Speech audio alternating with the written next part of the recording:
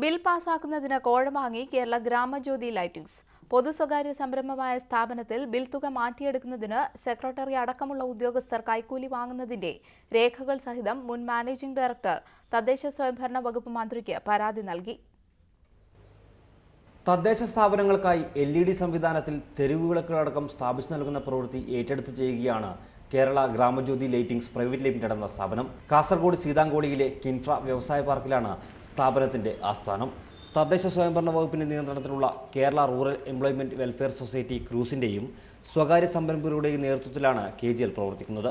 പൊതുമാർക്കറ്റിൽ നിന്നും വാങ്ങുന്ന ഉപകരണങ്ങൾ അസംബിൾ ചെയ്താണ് KGL വിതരണം ചെയ്യുന്നത്. ഈ പ്രവൃത്തിയുടെ ബിൽ തുക മാറിയെടുക്കുന്നതിന് KGLന്റെ സെക്രട്ടറി കോഴ വാങ്ങിയെന്ന ആരോപണമാണ് ഉയർന്നിരിക്കുന്നത്.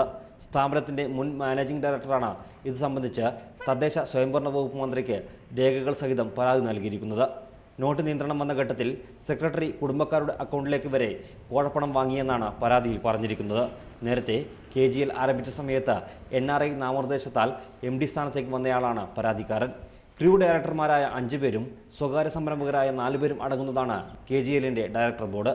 51% സർക്കാർ വിഹിതവും 49% സ്വകാര്യ സംരംഭകരിൽ നിന്നുള്ള വിഹിതവുമുള്ള സ്ഥാപനത്തിലാണ് സെക്രട്ടറി കോഴ വാങ്ങി ബിൽ തുക പാസാക്കി നൽകുന്നതെന്ന പരാതി ഏറെ ഗൗരവമുള്ളതാണ്.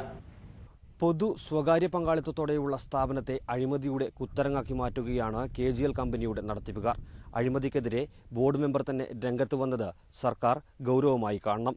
ക്യാമറാമാൻ സ്വരൂപ് നിവേദ്യക്കൊപ്പം പ്രദീപ് നാരായണൻ, News 18, കാസർഗോഡ്.